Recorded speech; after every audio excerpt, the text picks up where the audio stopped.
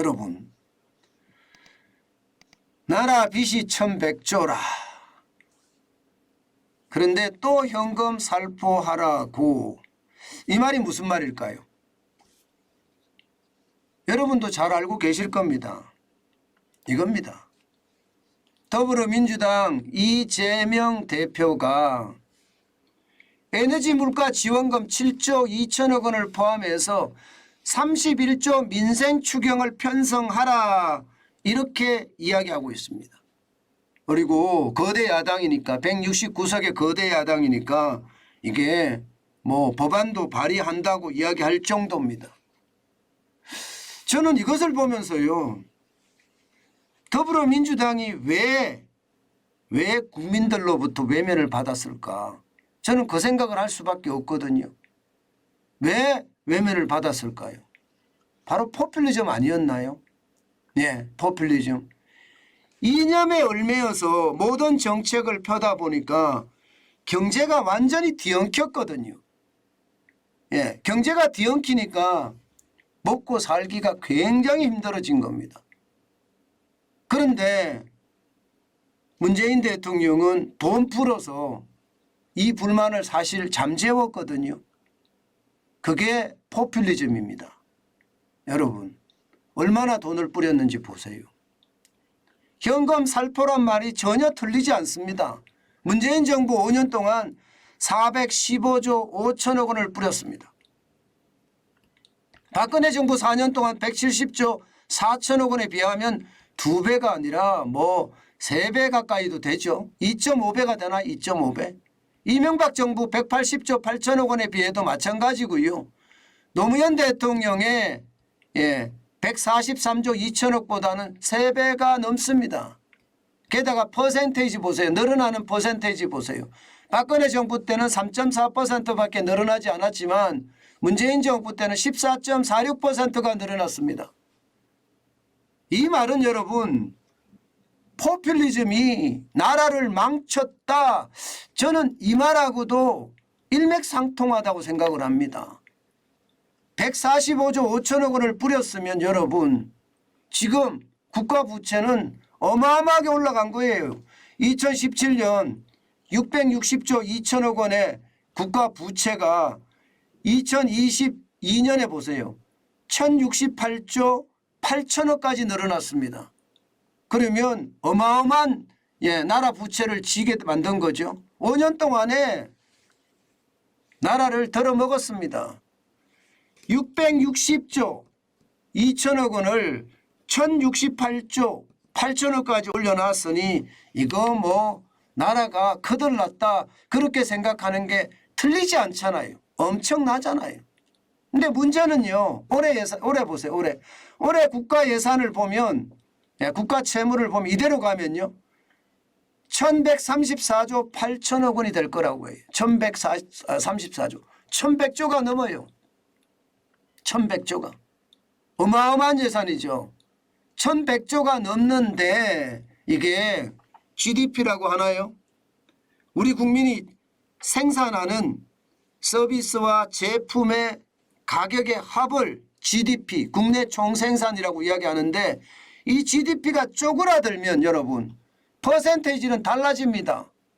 퍼센테이지는 더 아마 지금 49.8%라고 잡았지만 이미 2022년에 50%가 넘어섰을 수도 있습니다.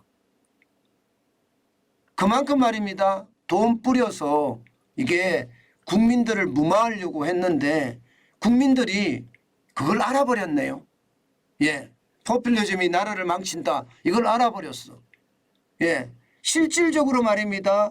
먹고 살 수 있는 것을 잘 먹고 살 수 있게끔 정책을 펴야 되는데 집값은 집값대로 올라가, 여기에다가 물가는 물가대로 올라가, 여기에다가 공공요금은 그동안 계속 눌러서 지금 폭발적으로 터져버려. 나라가 이렇게 됩니다.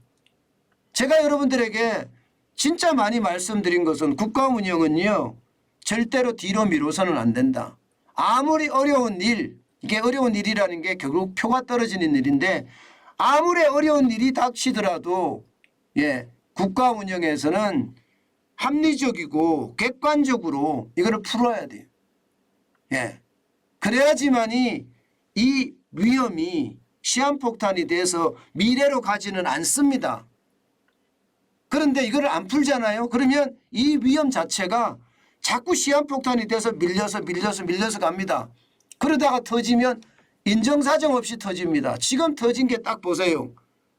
여러분도 알다시피 코로나19가 되면서 전 세계 에너지 값, 광물 값, 곡물 값 다 올라갔습니다.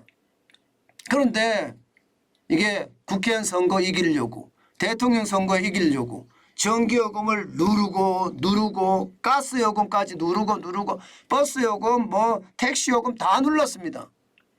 그러다가 더 이상 못 버티니까 지금 어쩔 수 없이 윤석열 정부에서는 이걸 깔 수밖에 없거든요. 아니면 망하는데요. 한국전력이 망한다는 생각해 보세요. 한 번도 우리가 생각하지 못한 일이 터지는 겁니다. 그러니까 어쩔 수 없이 올릴 수밖에 없어요. 그런데 우리 국민들은 지금 어떻게 느낍니까? 난방비 폭탄이다. 전기료 폭탄이다. 이렇게 느끼잖아요. 바로 이게 포퓰리즘이 결과예요. 우리가 포퓰리즘 그냥 계속해서 돈 주니까 좋다 이렇게 받아들이다가 이제 그 대가를 치르는 중이라고 보면 됩니다. 그만큼 심각했다는 거예요. 예. 그런데도 아직도 지금 거대 야당은 정신을 못 차린 것 같아요. 또 말입니다. 에너지 물가를 풀고 에너지 파우처를 지급을 하고 이러면서 또 추경을 하자. 30조 넘게 추경을 하자는 이야기는 결국 말입니다. 또 포퓰리즘 하자는 이야기인데 저는 절대 추경을 해서 안 된다고 생각합니다. 뭐 추경호 경제부총리도 더 이상 추경은 없다 이렇게 이야기는 했어요. 맞습니다. 그래야 됩니다. 포퓰리즘이 나라를 망치는 거 우리는 지금 목도를 하고 있는데 또 돈을 풀자고요. 또 돈을 풀면 그 부메랑은 여러분들에게, 저에게, 여러분들의 자식, 여러분들의 부모에게 다 돌아갑니다. 그만큼 부담이 커질 수 있다는 거예요. 진짜 이러다가 포퓰리즘에 나라 망한다는 이야기 틀리지 않습니다. 지금 국가신용등급이 만약에 지금 1000조가 넘어섰잖아요. 국가신용등급이 떨어지면 어떻게 될까요? 지금 2022년 1월 기준으로 피치입니다. 피치. 국가신용등급을 결정하는 기관 중에 3개가 있는데 피치, 무디스, S&P가 있는데 그중에 피치예요. 피치는 보시다시피 대한민국의 국가신용등급이 AA-입니다. 만약에 여기서 한 단계 더 떨어진다고 하면 A+입니다. 그럼 중국하고 같아지거든요. 그렇게 돼야 될까요? 저렇게 됐을 때 우리 경제가 과연 버텨낼 수 있을까요? 중국은요. 소비할 수 있는 인구도 있고요. 또 자원도 많이 보유하고 있습니다. 그런 것을 생각하면 여러분 결국 말입니다. 중국은 그나마 버틸 수 있는 힘이 있다 이렇게 이야기할 수 있지만 대한민국이 신용등급이 떨어지면 어떻게 될까요? 당장 말입니다. 국채금리 또 급등하고요. 외국인 자금 이탈하고요. 부작용 진짜 상당하게 일어납니다. 제가 여러분들에게 계속 말씀드렸던 게 있어요. 포퓰리즘이 나라를 망하게 만든다. 그 이야기 진짜입니다. 포퓰리즘은 절대 우리가 용납해서도 안 되고요. 용납하는 순간 그 순간은 달콤합니다. 마약을 하면 그 순간이 달콤하다고 하잖아요. 게임하는 순간에 온갖 실험을 다 잃습니다. 그런데 마약의 약기운이 떨어지면 난리 나죠.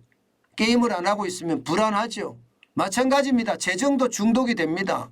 그렇게 중독이 되면 결국 말입니다. 나라는 뭐 베네수엘라나 이런 게 문제가 아닙니다. 우리 스스로 일군 나라를 우리 스스로 망가뜨릴 수 있다는 것 저는 또다시 한번 생각을 해봅니다. 여러분 포퓰리즘은 대한민국을 망하게 하는 아편입니다. 절대로 포퓰리즘에 우리가 혹해서는 현혹돼서는 안 됩니다. 그런 프로파간다, 광고 선전전 거기에는 우리 단호히 대응을 해야지 대한민국이 더 강하게 발전할 수 있다는 것 아마 여러분들은 다 잘 알고 계실 겁니다. 포퓰리즘은 우리 사회에 절대 뿌리가 내리게 해서는 안 된다 하는 말씀 다시 한번 올립니다.